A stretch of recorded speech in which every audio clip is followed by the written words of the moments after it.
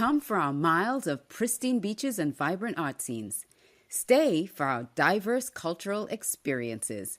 Plan your trip now, Miami and MiamiBeach.com. On this season of the Leading with Audacious Confidence podcast, we share stories from corporate executives and tips from those who coach them to high performance on what it really takes to build and keep your confidence in this fast-paced, ever-changing world of business, and how they inspire others to lead with confidence. Be ready to take lots of notes because there's always some juicy nuggets coming your way.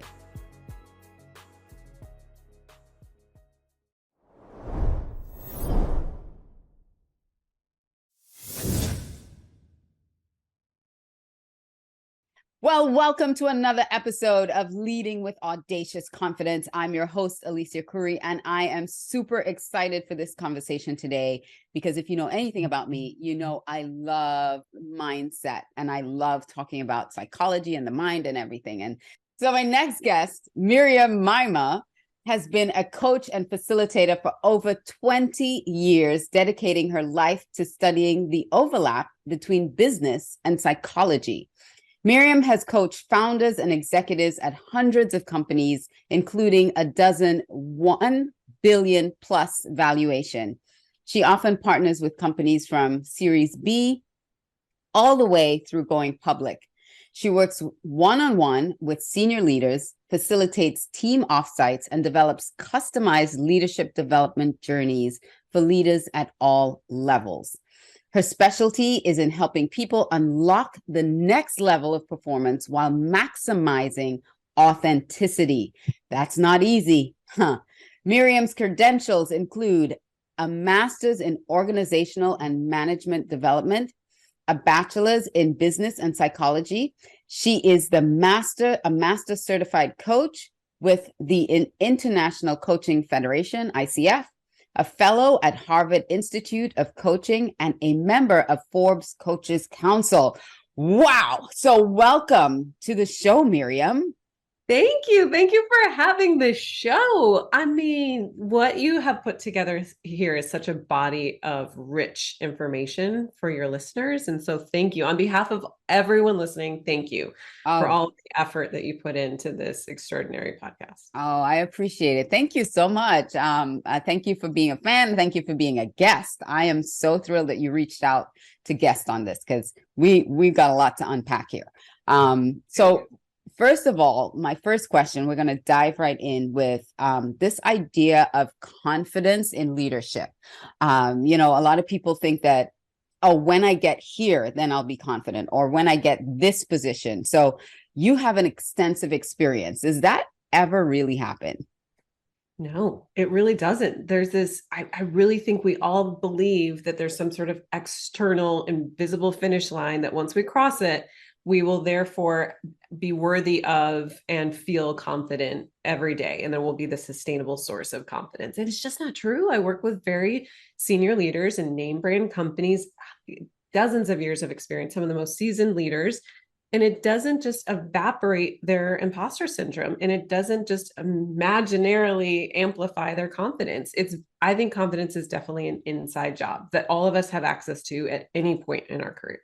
Absolutely. I used to believe, I had this false belief that you were either born with it or you weren't, and there was no way to get it, right? Yes. If you didn't have it, you were doomed to a life of mediocrity.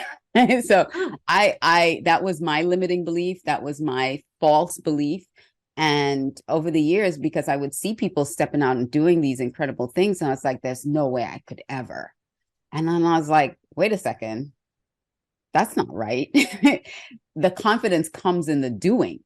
You have to be able to make that leap of faith and do it and be okay with failing your way to success. Yes. And that's the mind shift I had to make. Like, I just need to go out and do it. And if it flops, I've learned something, and let's do it again. Right. And let's go. Exactly. Do you remember what helped you unlock that shift in your belief system? I think for me, that's a great question to ask me now. There were always things that I wanted to do and explore, and I always saw my life much bigger than it was. And the frustration of not stepping out and doing it. And one day I just thought, what the heck? What's the worst thing that can happen? Like, what's the worst thing that can happen to me? I'm not going to die. If I step in front of people and speak, because I wanted to be a speaker, but I was petrified. Yeah. But I had a natural gift of speaking that I could tell my whole story, but I'm not. This is about you. But over the course of time, I shut myself down. I shut my voice down and everything else. And so it was like, if I stand in front of people and speak, are they going to boo me? Are they going to throw things at me? Am I going to go to the gallows? No. And if they do boo me, what's going to happen to me at that point? I just thought my way through what the fear was. And I walked my way through, like, what's the worst thing that can happen? Yeah. All right, I don't speak anymore. Big deal. I'm not speaking now. So what's the big deal?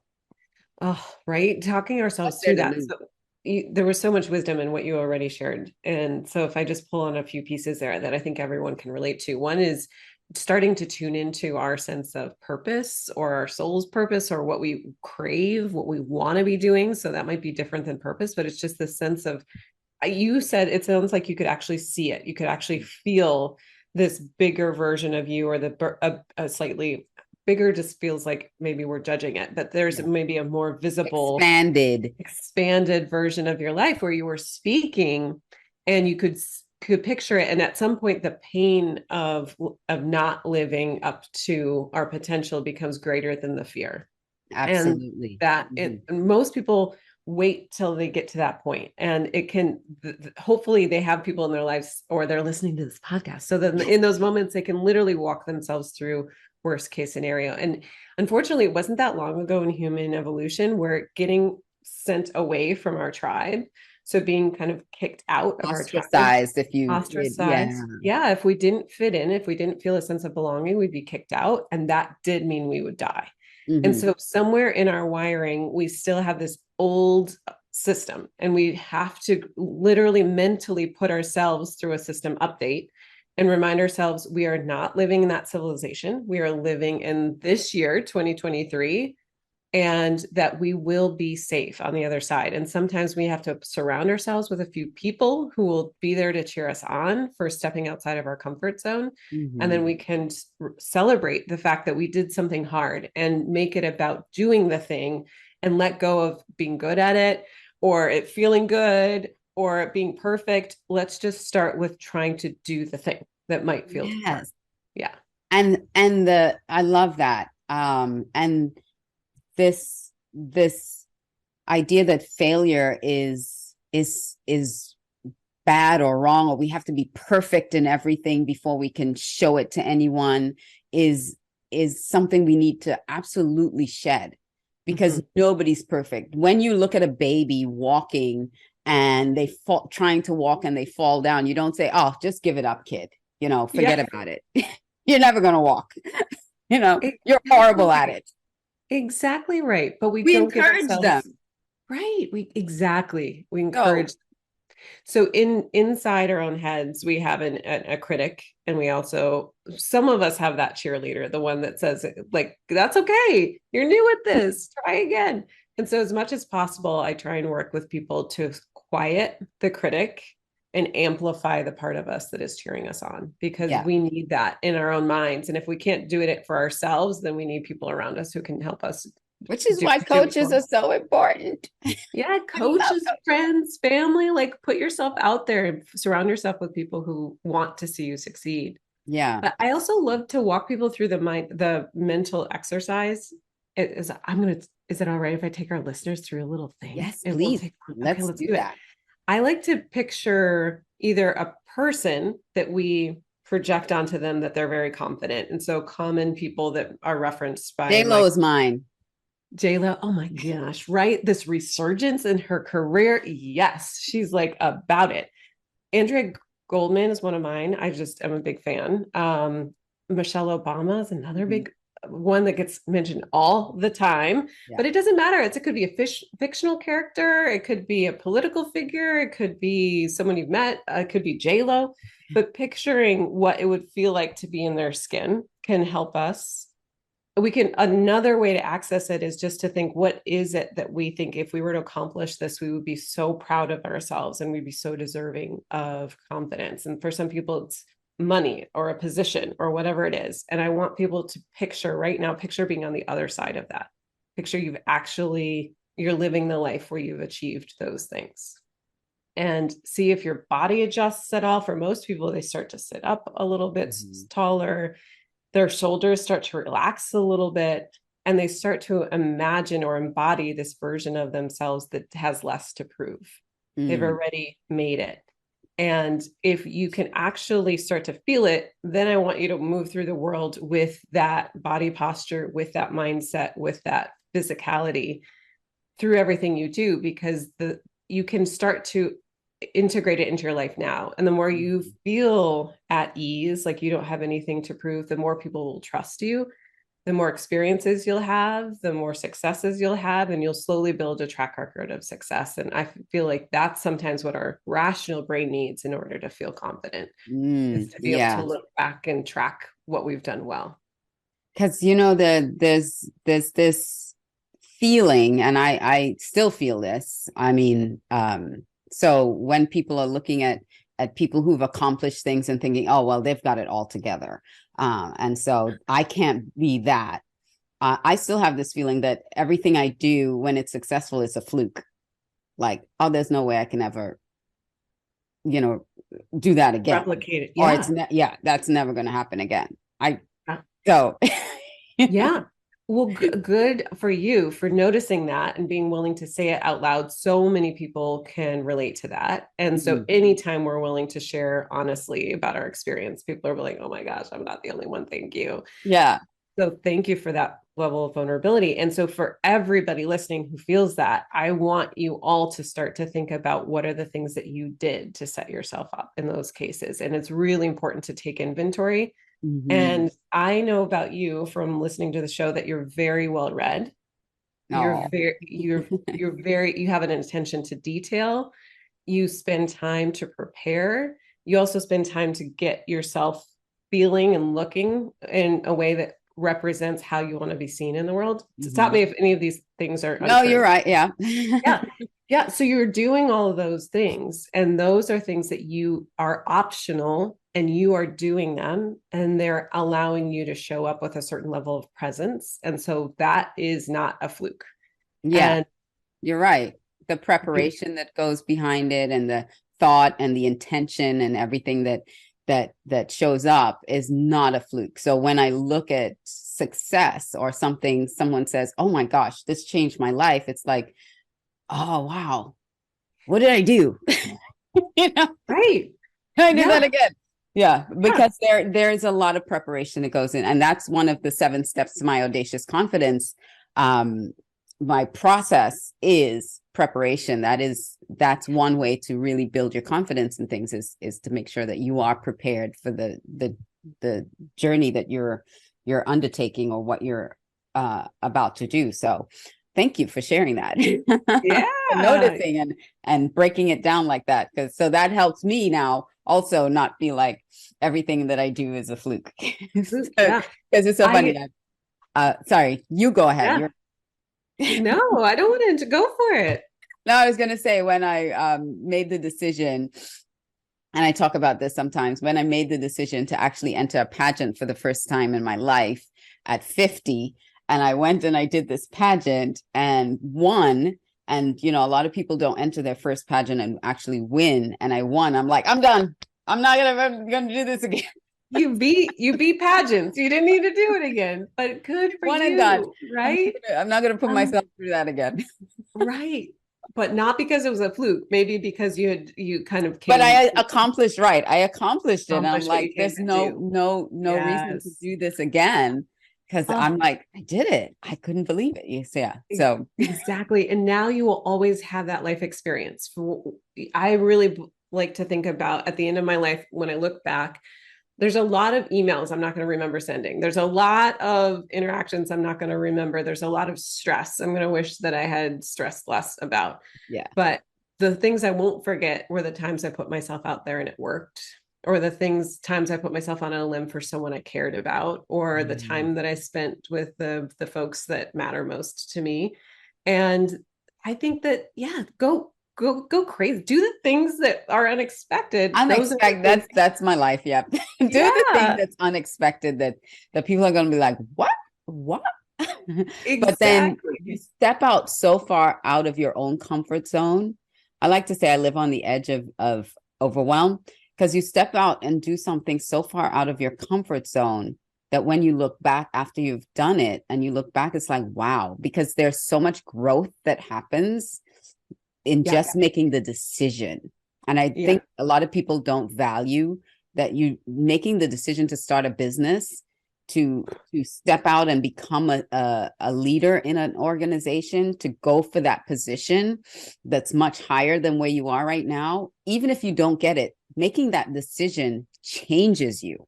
Yeah, exactly. It stretches you. Yeah. I remember my first coach. So my mom had just passed away. I was going through a divorce. I was in my late 20s, actually. So I was pretty young to be kind of experiencing these things. And I was also in this moment of kind of existential question of, what am I doing in my career? Do I stay here? Do I leave? I'm not happy. Is that because of my personal situation? Is that because of work? I was just kind of really confused. And I worked with a coach. She was so helpful to me. And one of the things she helped me realize is that if I'm not feeling fear, some level of fear, I'm not actually living the life that I want to be living. Oh, that's huge. That was huge for me. Because fear stops people, but they don't realize that's what's supposed to propel you forward. Yes. It really helped me shift the way I related to fear, and so now if I feel it, I'm like, okay, good. I'm on track. And if I'm not feeling fear now, I'm like, okay, is this a moment of integration and I need to practice self-care and it's not a moment to stretch myself, or am I getting complacent? And I can actually reflect on that. But before that conversation with her, I used to feel like if I was feeling fear, I was doing something wrong. And I need to back off rather than pushing forward. That is huge. And I love that you articulated it that way, because so many of us think fear is something to avoid instead of leaning into.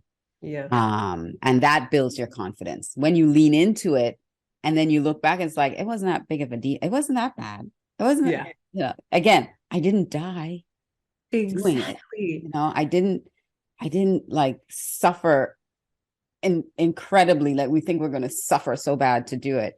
But oh my gosh, thank you for that. That's amazing. So I hope you guys got that tip, that if you're feeling fear, stepping into something, that's the direction you're really supposed to be going into. It's not there to stop you. It's there to help move you forward and let you know you're going in the right direction. Yeah. Yeah. Now, I'm not saying that to go, step off a cliff and think that I'm feeling that, but that's the wrong kind of fear. Yeah. Let's be clear. Let's be clear. Yes, exactly. You have to qualify the fear. If it's a physical danger, then you might not want to think twice about that. Yeah. That's make sure you have all the safety precautions around you if you're going to do something like that. Oh, that's such a good point. There's internal fear. Yeah. And we can learn how to read our own bodies. I think for me, if there's something in my gut, then I'm like maybe more likely to pay attention to it. If it's more like anxiety, like I can't catch my breath, I'm like, okay, girl, let's go. And I have to talk myself through it. Yeah. Yes, absolutely. So learn to qualify the fear. Yeah. Learn what fear is what. Exactly. We're not putting a blanket statement on fear. We're like that fear that you feel like, oh no, I shouldn't do that. I shouldn't. What would people think? What are people gonna? That's the one that you need to push through, right? Yes. Yeah.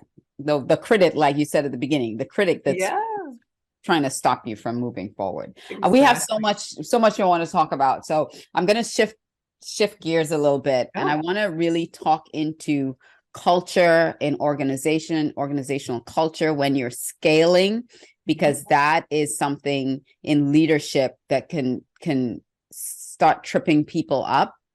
Mm-hmm. And you can lose your confidence in that too, as you start scaling and bringing people on and your business starts growing, you start losing if you're not careful and you're not very intentional, you can start losing your culture and losing those values that you thought were so embedded in your organization. So how can leaders really, as they're growing and scaling their business or their leadership roles, pay attention to keeping that in check? Yeah, great question. I believe there's something that makes every organization really special in the beginning. And it could be a solopreneur, someone who's an entrepreneur starting their own business, and they have an idea or an aspiration, and they have a personality, and that creates this unique kind of mix of something special sauce. The same is true for every business. So the founding team, they had a special idea. There was something unique to how they were approaching their work or what they were aiming to do, what their mission was. And most of the time, we don't take the time to articulate it. Maybe we do our values, but we don't actually articulate what is that something special. Is it that we trust each other? Is it that we push each other? Is it that we celebrate our wins? Is it that we embrace failure? But there's mindsets, there's ways of being that are almost invisible, but if you take the time to look for them, they're there. And if we can articulate them, then we can start to train people how to do it. We can start to set expectations. We can be a bit more thoughtful in how we're hiring, because some people have opposing personalities, and I'm all for diversity of thought and creating diverse experiences in the work environment. But if we hire too many seasoned leaders who have outsized personalities and have a different way of operating, then all of a sudden we're diluting our culture. And that can be even if we have a team of 3, or it can be when we have a team of 30,000. So being really careful to make sure we're articulating and training for those things that make us so special. Yeah. I don't think enough businesses, even in the inception, really dissect what that is until they become bigger. And then they're like, wait a second, because they start with, like you said, the core values, but they don't really dig deep enough to articulate what makes us special. Exactly. And so they lose that as it gets bigger. I see that happening. They lose that, and then they don't know how to get it. Like it becomes like in the air, and it's like, how do we grab that back? How do we bring it back into us? So yeah. And there are so many little ways that we can do that. I mean, essentially, once we articulate it, then we can operationalize it. Then we can build it into our systems, our processes, our performance evaluations. We can reward people for the behavior that we want to see more of. We can hold boundaries and have accountability conversations when people are stepping out of it. And we can start to actually allow it to snowball and gain strength as we get bigger, rather than getting smaller and more diluted. Because it's not this intangible thing. It's only intangible if we don't recognize it and then start building the systems around it. It remains intangible, and you can't grasp it. You can't hold on to it. It's like, I don't really know what it is we have this thing. And then as you start growing, nobody can really articulate what the thing is. And so it's like, well, we have a thing, but we don't know what it is. And eventually it just dissipates into the atmosphere. And then you're like, well, you're not a culture fit. It's like, well, what is the culture? Well, we don't know. We can't articulate what the culture is, but we know it when we feel it. Yeah, exactly. It becomes not good enough. It's not good enough. You have to be able to sit down, do the work to articulate it. Have someone like Miriam come on board to help your leadership team really not just ground it in what it is, but then operationalize it. Put it into practice. How do we then put it into practice? I really love that. Yes. Yeah. So as you're growing, when you're small, do it.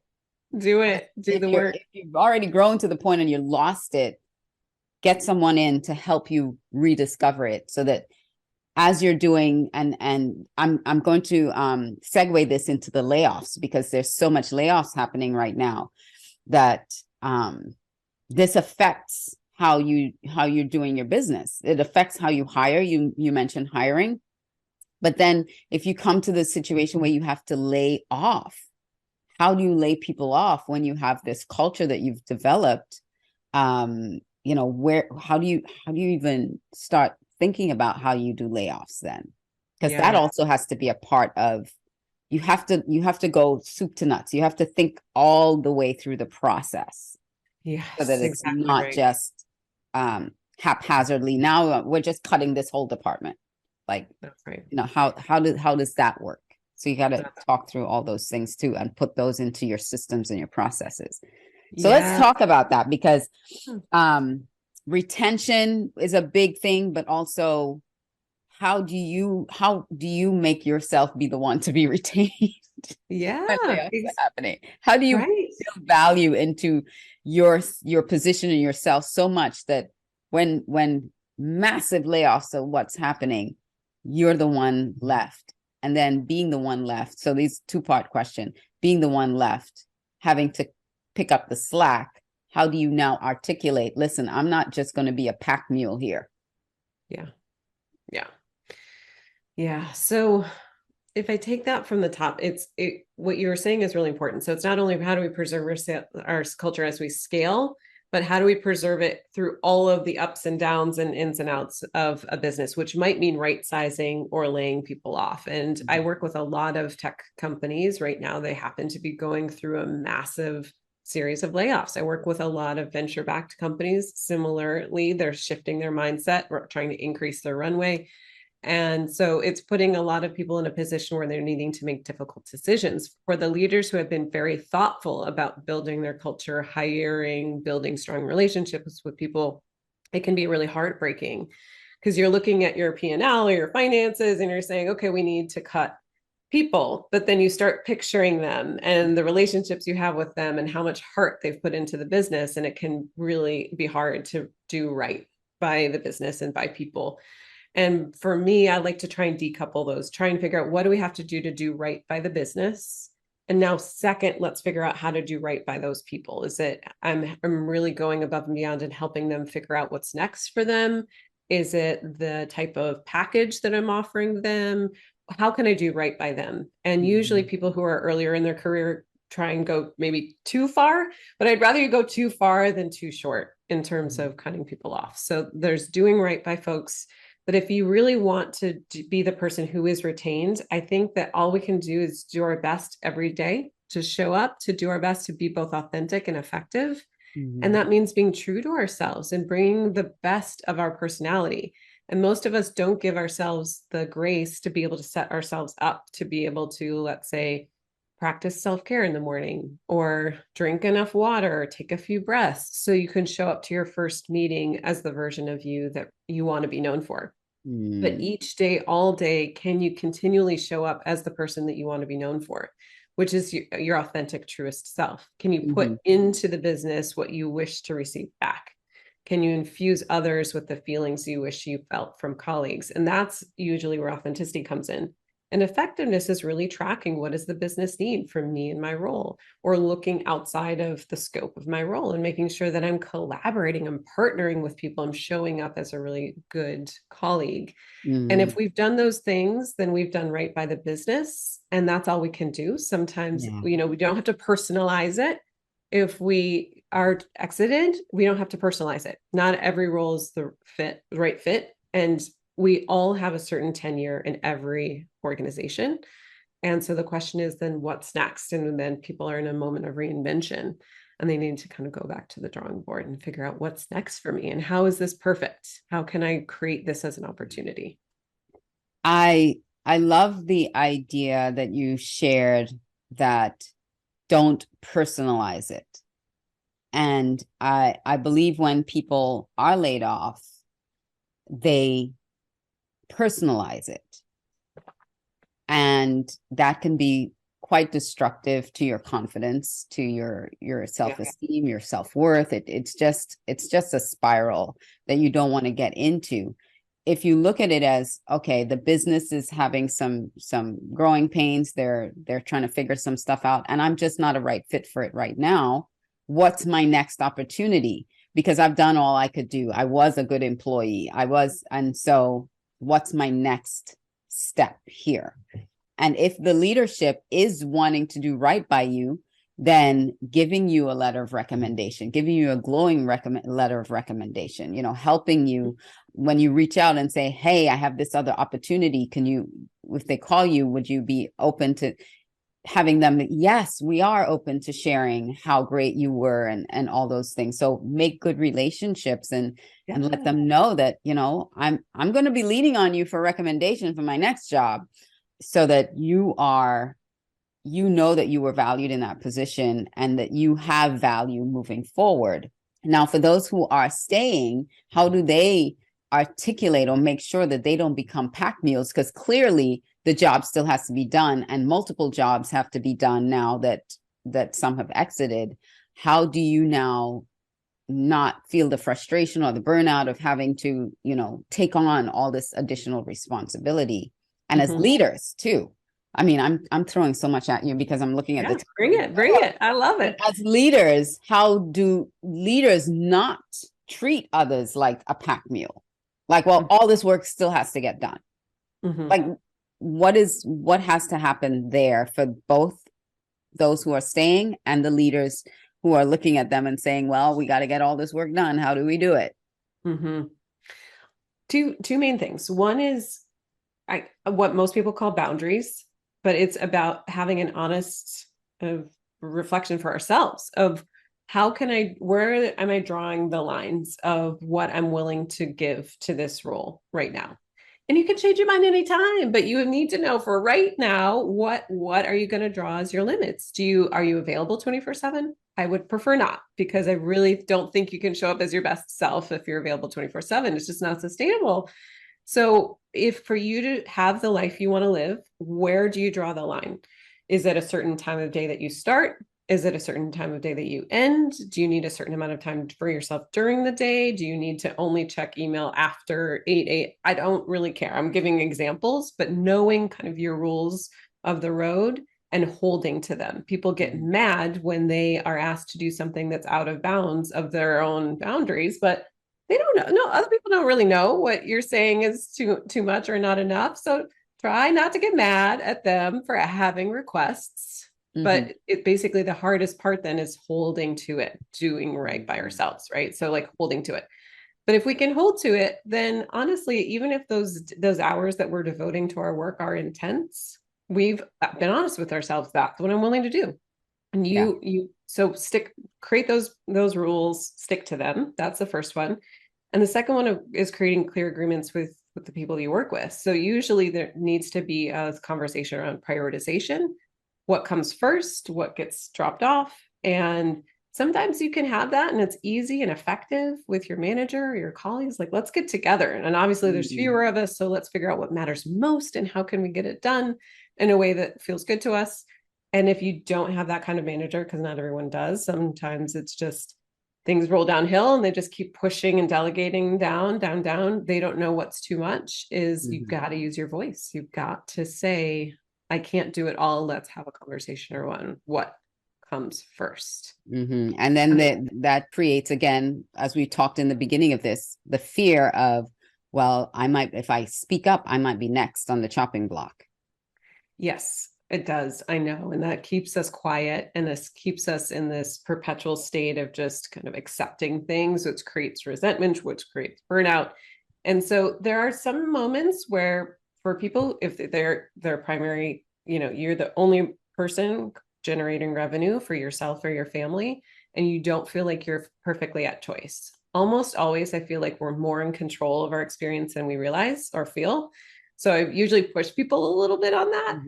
But even at the very, very top of an organization, there might be this tendency to keep delegating. But if we have needed to cut our team, this is a moment of transition and transformation. It is not status quo. And those who try to relate to it as status quo are missing the opportunity. This is a Mm. moment of transformation of saying, okay, we are a new team. Let's get really clear about how we're relating to the work. What are we shifting? What are we doing differently? And the leaders who are able to think that way are able to not only ride out whatever market conditions they're currently in, but they're the longest lasting, most successful because they're constantly reinventing and pivoting in a very healthy way. Ah, that's amazing. Yes, because you are a new team and you can't expect the same things to be it can't be status quo. It just cannot. And it's about communication. It's about being real and being looking at what you can produce with who you have and being able to prioritize things differently instead of just expecting everybody to just, you get up and you say, well, we all have to pitch in and work harder. No, we have to be able to pivot and reorg and look at things differently and think about it differently.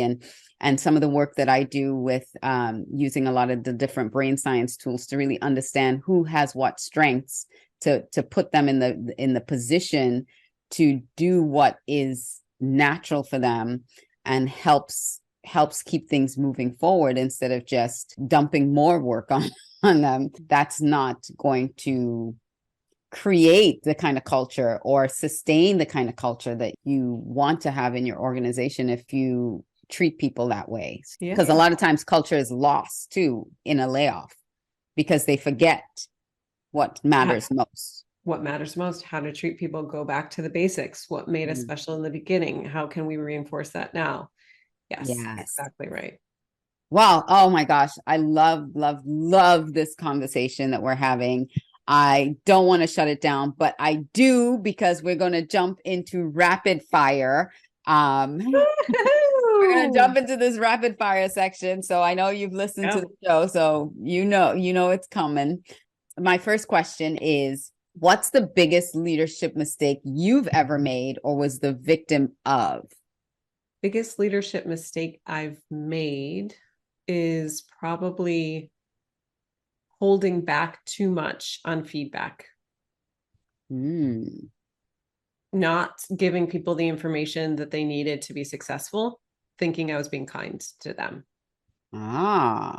Yeah. And that speaks to confidence as well, because if you don't feel like giving the critique or what is necessary for you to say, you hold back, you don't feel confident enough that either that they're going to take it right, or it reflects on you. It's like, oh my gosh, I'm a horrible person if I say this to them. And yeah, that's huge.